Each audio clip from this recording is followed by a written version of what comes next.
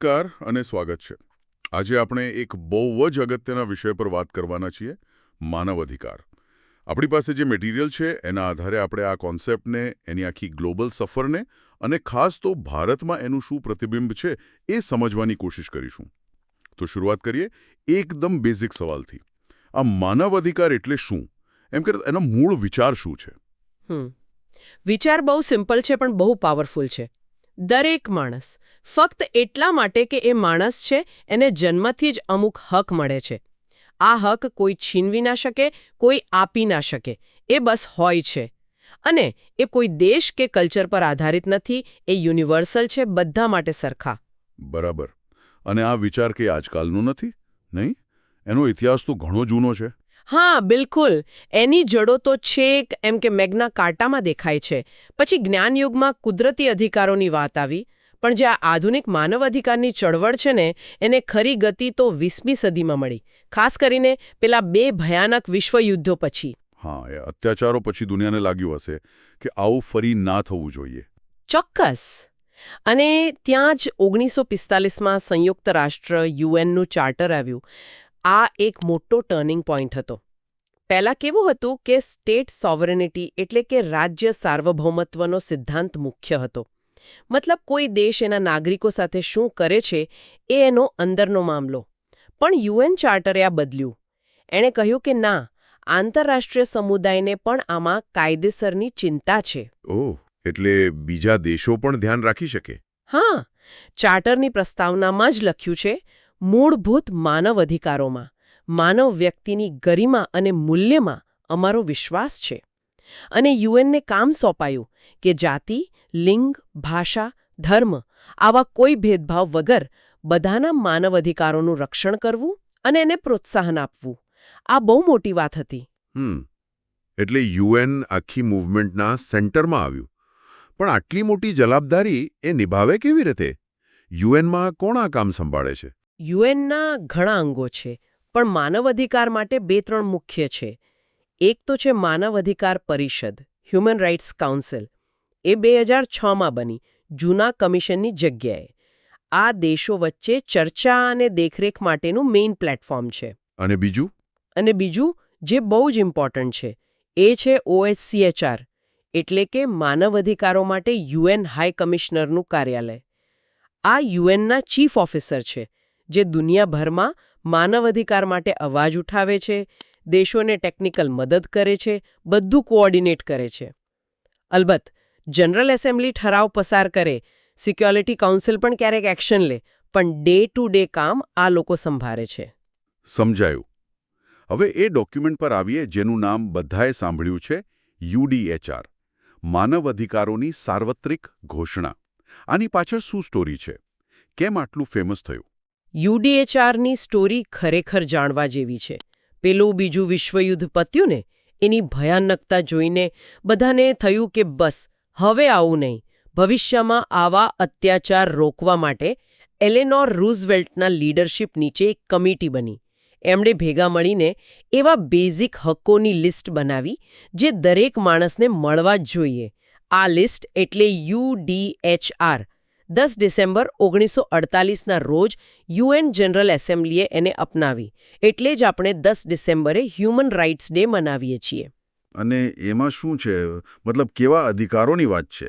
એમાં એક પ્રસ્તાવના છે અને 30 આર્ટિકલ્સ છે. એને આપણે 3 ભાગમાં જોઈ શકીએ. પહેલા, આર્ટિકલ 3 થી 21. એમાં નાગરિક અને રાજકીય અધિકારો છે, જેમ કે જીવવાનો હક, આઝાદી, ગુલામીમાંથી મુક્તિ, કાયદા સામે સમાનતા, વાણી સ્વાતંત્ર્ય, ફેર ટ્રાયલનો હક વગેરે. પછી છે આર્ટિકલ 22 થી 27. આમાં આર્થિક, સામાજિક અને સાંસ્કૃતિક અધિકારો છે. સામાજિક સુરક્ષા, કામ કરવાનો હક, યોગ્ય વેતન, આરામ, શિક્ષણનો હક, સાંસ્કૃતિક જીવનમાં ભાગ લેવાનો હક. અને છેલ્લે આર્ટિકલ 28 થી 30 એ કહે છે કે એવી સામાજિક અને આંતરરાષ્ટ્રીય વ્યવસ્થા હોવી જોઈએ જેમાં આ બધા અધિકારો મળી શકે. અને હા, અધિકારો સાથે જવાબદારીઓ પણ છે. વાહ, આ તો બહુ કોમ્પ્રિહેન્સિવ લાગે છે. પણ પેલો સવાલ ફરી, શું આ કાયદેસર રીતે બંધન કરતા છે? દેશોએ માનવું જ પડે? જુઓ, ટેકનિકલી યુડીએચઆર એ કોઈ સંધિ નથી. એટલે જ્યારે એ બની ત્યારે એ લીગલી બાઇન્ડિંગ નહોતી. એ એક ઘોષણા હતી. એનું મોરલ અને પોલિટિકલ વજન બહુ જ હતું.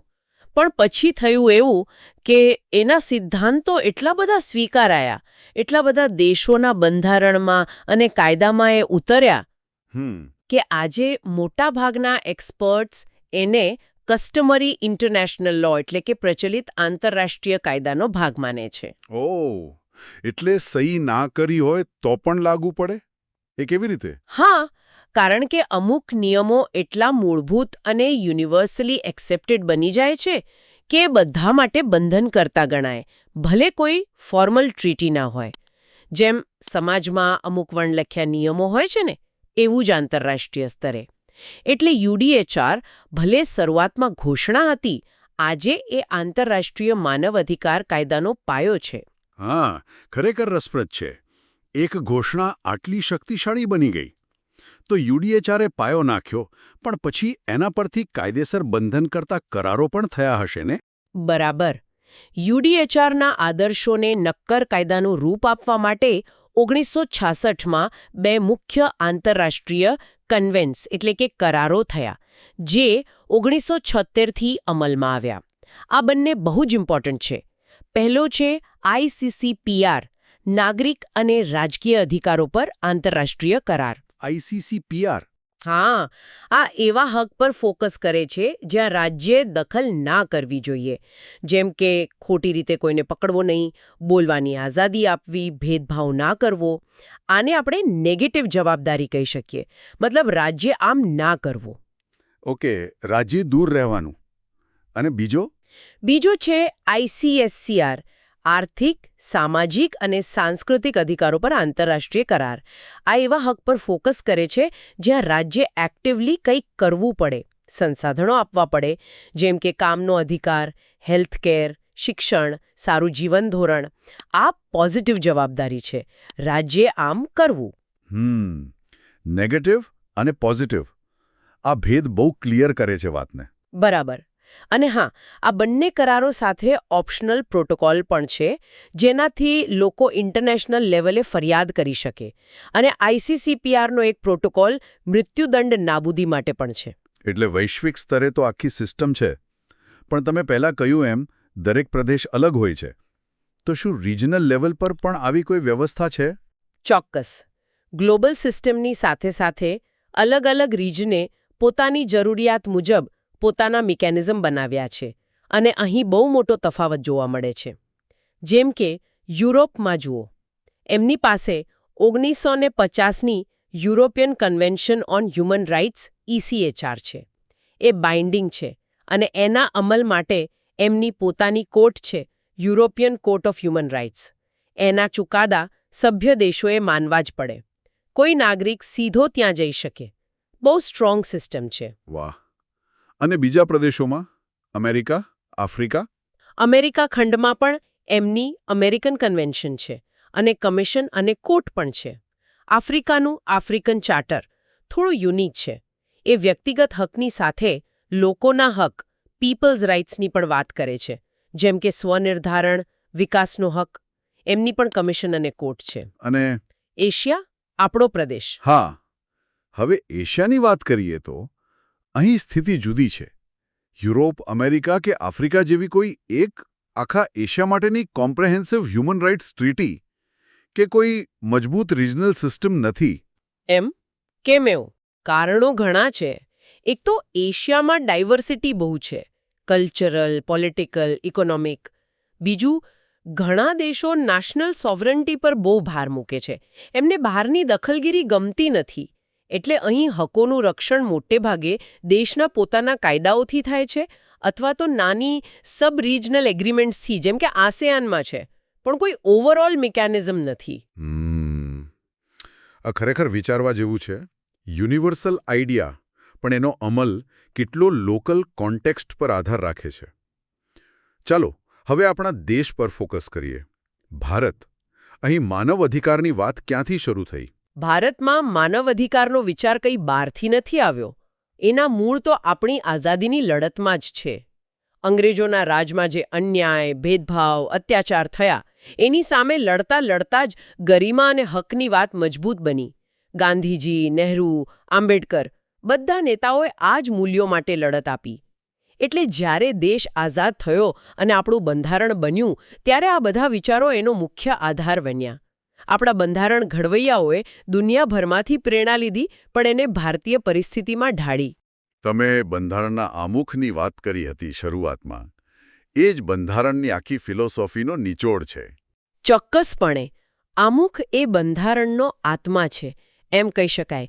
એ ભારતને સાર્વભૌમ, સમાજવાદી, બિનસાંપ્રદાયિક, લોકશાહી ગણરાજ્ય જાહેર કરે છે અને પછી એ 4 મોટા વચનો આપે છે નાગરિકોને: ન્યાય, સામાજિક, આર્થિક, રાજકીય, સ્વતંત્રતા, વિચાર, અભિવ્યક્તિ, માન્યતા, શ્રદ્ધા, પૂજાની, સમાનતા, દરજા અને તકની, અને બંધુતા, વ્યક્તિની ગરિમા અને દેશની એકતા જાળવવાની. આ 4 પાયાના સિદ્ધાંતો જ ભારતમાં માનવ અધિકારોની ગેરંટી છે. અને આ મોટા સિદ્ધાંતોને જમીન પર ઉતારવા માટે બંધારણમાં શું નક્કર જોગવાઈઓ છે? આપણે ફંડામેન્ટલ રાઇટ્સ, મૂળભૂત અધિકારો વિશે બહુ સાંભળીએ છીએ. હા, બંધારણનો ભાગ 3 એ મૂળભૂત અધિકારો માટે જ છે. આ એવા અધિકારો છે જે નાગરિકના સારા જીવન અને વિકાસ માટે એકદમ જરૂરી મનાય છે. અને સૌથી અગત્યનું, આ જસ્ટિશિયેબલ છે. એટલે કે જો સરકાર કે બીજું કોઈ આ હક છીનવે તો તમે સીધા કોર્ટમાં જઈ શકો છો. કયા કયા મુખ્ય અધિકારો છે એમાં? ઘણા છે, પણ અમુક મુખ્ય જોઈએ તો પહેલો, સમાનતાનો અધિકાર, આર્ટિકલ 14-18. કાયદા સામે બધા સરખા, કોઈ ભેદભાવ નહીં, ધર્મ, જાતિ, જ્ઞાતિ, લિંગ, જન્મસ્થાનના આધારે. આર્ટિકલ 15 ખાસ કરીને લિંગના આધારે ભેદભાવની મનાઈ કરે છે, જે વિમેન જસ્ટિસ માટે બહુ મહત્વનું છે. હા, એમાં એ પણ છે કે રાજ્ય સ્ત્રીઓ, બાળકો અને પછાત વર્ગો SC, ST, OBC માટે ખાસ જોગવાઈ કરી શકે છે, જેને આપણે રિઝર્વેશન પોલિસી કહીએ છીએ. એનો હેતુ સમાનતા કાપવાનો છે. બરાબર. પછી છે સ્વતંત્રતાનો અધિકાર, આર્ટિકલ 19. એમાં ઘણા પ્રકારની સ્વતંત્રતા છે, પણ સૌથી વધુ ચર્ચા વાણી અને અભિવ્યક્તિની સ્વતંત્રતા 19(1)A ની થાય છે. પ્રેસની આઝાદી પણ આમાં જ આવે. જો કે આ એબ્સોલ્યુટ નથી. દેશની સુરક્ષા, પબ્લિક ઓર્ડર, મોરાલિટી વગેરે માટે વાજબી પ્રતિબંધો મૂકી શકાય છે. અને એક રસપ્રદ વાત, સુપ્રીમ કોર્ટે કહ્યું છે કે માહિતીનો અધિકાર, RTI, પણ આ વાણી સ્વાતંત્ર્યનો જ ભાગ છે. ઓહ, RTI પણ આમાં આવે? અને સૌથી ફેમસ આર્ટિકલ 21. હા, જીવન અને વ્યક્તિગત સ્વતંત્રતાનો અધિકાર, આર્ટિકલ 21. આ કદાચ આપણા બંધારણનો સૌથી ડાયનામિક આર્ટિકલ છે. શરૂઆતમાં એનો મતલબ ખાલી જીવવું અને ફિઝિકલ લિબર્ટી હતો. પણ આપણી સુપ્રીમ કોર્ટે એનું અર્થઘટન એટલું વિશાળ કર્યું છે. કોર્ટે કહ્યું, જીવન એટલે ખાલી શ્વાસ લેવો નહીં, પણ માનવ ગરિમા સાથે જીવવું. અને આ એક લાઇનમાંથી કેટલા બધા નવા હક નીકળ્યા, જેમ કે સ્વચ્છ પર્યાવરણનો હક, પ્રાઇવેસીનો હક, right to shelter, right to health, ઝડપી ટ્રાયલનો હક, મફત કાનૂની સહાયનો હક. અરે વાહ! અને 6 થી 14 વર્ષના બાળકો માટે મફત અને ફરજિયાત શિક્ષણનો અધિકાર પણ મૂળ તો આમાંથી જ આવ્યો, જે હવે અલગ આર્ટિકલ 21A પણ છે. આ ખરેખર બતાવે છે કે આપણી જ્યુડિશિયરી કેટલી પ્રોએક્ટિવ રહી છે અધિકારોને વિસ્તારવામાં. સાચી વાત છે. આ ન્યાયિક સક્રિયતા કહેવાય એને. તંત્રતાનો અધિકાર, આર્ટિકલ 25-28 છે. ભારત સેક્યુલર દેશ છે, એટલે દરેકને પોતાનો ધર્મ પાળવાની, માનવાની, પ્રચાર કરવાની આઝાદી છે. પબ્લિક ઓર્ડર, મોરાલિટી, હેલ્થને ધ્યાનમાં રાખીને. અને આર્ટિકલ 29-30 લઘુમતીઓ માટે છે. એમને પોતાની ભાષા, લિપિ, સંસ્કૃતિ જાળવવાનો અને પોતાની શૈક્ષણિક સંસ્થાઓ સ્થાપવાનો અધિકાર છે. આ અધિકારોની લિસ્ટ તો બહુ ઇમ્પ્રેસિવ છે. પણ ખાલી બંધારણમાં લખાયેલું હોય એ પૂરતું નથી. જો કોઈના હકનું ઉલ્લંઘન થાય તો એને લાગુ કેવી રીતે કરાવવાના? કોણ મદદ કરે? એના માટે પણ બંધારણમાં જ વ્યવસ્થા છે. સૌથી મોટા રક્ષક તો આપણી અદાલતો છે. આર્ટિકલ 32 નીચે કોઈ પણ નાગરિક સીધો સુપ્રીમ કોર્ટમાં જઈ શકે છે જો એના ફંડામેન્ટલ રાઇટનું ઉલ્લંઘન થયું હોય. ખુદ આર્ટિકલ 32 પણ એક ફંડામેન્ટલ રાઇટ છે. એને બંધારણીય ઇલાજોનો અધિકાર કહે છે. એવી જ રીતે આર્ટિકલ 226 નીચે હાઈકોર્ટમાં જઈ શકાય. અને કોર્ટ શું કરી શકે? કોર્ટ રિટ ઇસ્યુ કરી શકે છે. આ ખાસ પ્રકારના ઓર્ડર હોય છે, જેમ કે હેબિયસ કોર્પસ. જો કોઈને ગેરકાયદે પકડી રાખ્યો હોય તો એને કોર્ટ સામે હાજર કરવાનો ઓર્ડર. મેન્ડેમસ, સરકારી અધિકારીને એની ડ્યુટી કરવા કહેવાનો ઓર્ડર વગેરે. આ રિટ બહુ પાવરફુલ ટૂલ છે. આ સિવાય 1993માં કાયદો બનાવીને રાષ્ટ્રીય માનવ અધિકાર આયોગ NHRC અને રાજ્યોમાં રાજ્ય માનવ અધિકાર આયોગ બન્યા છે. હા, NHRCનું નામ સાંભળ્યું છે. એ શું કરે? એમનું કામ છે માનવ અધિકારના ઉલ્લંઘનની ફરિયાદોની તપાસ કરવી, સરકારને ભલામણો કરવી, જેલમાં જઈને તપાસ કરવી, લોકોમાં જાગૃતિ ફેલાવી. એમની પાસે કોર્ટ જેવી સજા કરવાની સત્તા નથી, પણ એમનો રિપોર્ટ અને ભલામણોનું વજન હોય છે. એ સરકાર પર દબાણ લાવી શકે છે. ઓકે, એટલે અધિકારો અને એના રક્ષણની વાત થઈ, પણ પેલી વાત હતી મૂળભૂત ફરજોની, ફંડામેન્ટલ ડ્યુટીઝ. એનો શું રોલ છે? એ કેમ ઉમેરવામાં આવી? હા, મૂળભૂત ફરજો મૂળ બંધારણમાં નહોતી. એ 1976માં 42માં સુધારાથી ઉમેરાઈ. ભાગ 4A, આર્ટિકલ 51A. એની પાછળનો વિચાર એ હતો કે નાગરિકોને જેમ અધિકારો મળે છે એમ દેશ પ્રત્યે એમની અમુક ફરજો પણ છે. રાઇટ્સ અને ડ્યુટીઝ સાથે ચાલે. એમાં 11 ફરજો છે, જેમ કે બંધારણને વફાદાર રહેવું, રાષ્ટ્રધ્વજ રાષ્ટ્રગીતનું સન્માન કરવું, દેશનું રક્ષણ કરવું, ભાઈચારો રાખવો, પર્યાવરણનું રક્ષણ કરવું, વૈજ્ઞાનિક માનસ કેળવવો, જાહેર મિલકત સાચવવી વગેરે. પણ શું આ ફરજો અધિકારો જેટલી જ મહત્વની છે? મતલબ, જો કોઈ ફરજ ના નિભાવે તો? કાયદાકીય રીતે જોઈએ તો એક મોટો તફાવત છે. મૂળભૂત અધિકારો જસ્ટિશિયેબલ છે, એટલે એના ભંગ બદલ કોર્ટમાં જઈ શકાય. પણ મૂળભૂત ફરજો નોન જસ્ટિશિયેબલ છે. એટલે કે ફરજ પૂરી ન કરવા બદલ તમે કોઈને સીધા કોર્ટમાં નથી લઈ જઈ શકતા. આ વધુ નૈતિક સિટીઝન રિસ્પોન્સિબિલિટી જેવી વાત છે. જો કે કોર્ટ કાયદાનું અર્થઘટન કરતી વખતે ફરજોને ધ્યાનમાં લઈ શકે છે અને એ નાગરિકોને યાદ અપાવે છે કે અધિકારો સાથે જવાબદારીઓ પણ આવે છે. એ એક બેલેન્સ બનાવવાની કોશિશ છે. તો આખી ચર્ચાનો સાર જોઈએ તો આપણે માનવ અધિકારની ગ્લોબલ સફર જોઈ. UN, UDHR, સંધિઓ અને પછી ભારતના બંધારણમાં એનું સ્થાન, ખાસ કરીને ફંડામેન્ટલ રાઇટ્સ અને ન્યાયતંત્રનો રોલ. આમાંથી મુખ્ય બોધપાઠ શું લઈ શકીએ? મને લાગે છે 2-3 વસ્તુઓ બહુ ક્લિયર થાય છે. એક તો માનવ અધિકારનો આઈડિયા ભલે યુનિવર્સલ હોય, એનો અમલ દરેક જગ્યાએ અલગ અલગ રીતે થાય છે. લોકલ કાયદા, સંસ્કૃતિ, રાજકારણ બધું અસર કરે છે.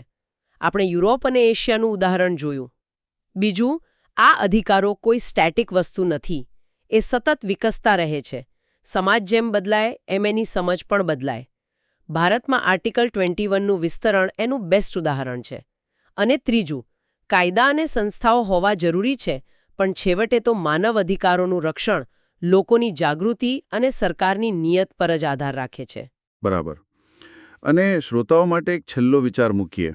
આપણે ભારતમાં જોયું કે બંધારણમાં મૂળભૂત અધિકારો પણ છે અને મૂળભૂત ફરજો પણ. તો એ વિચારવા જેવું છે કે રોજિંદા જીવનમાં અને શાસનમાં આ બેમાંથી કોઈ એક પર વધુ ભાર મૂકવાથી શું થાય? શું રાઇટ્સ પર ફોકસ કરવાથી ડ્યુટીઝ ભૂલાઈ જાય? કે પછી ડ્યુટીઝ પર વધુ જોર આપવાથી રાઇટ્સ પર તરાપ આવે? આ બેલેન્સ કેવી રીતે જાળવવો? આ એક સવાલ છે જેના પર સૌએ વિચારવું જોઈએ. ચાલો, તો માનવ અધિકારો પરની આપણી આ ઊંડાણપૂર્વકની વાતચીત અહીં પૂરી કરીએ છીએ. આશા છે કે આ ચર્ચા રસપ્રદ અને ઉપયોગી લાગી હશે. ફરી મળીશું.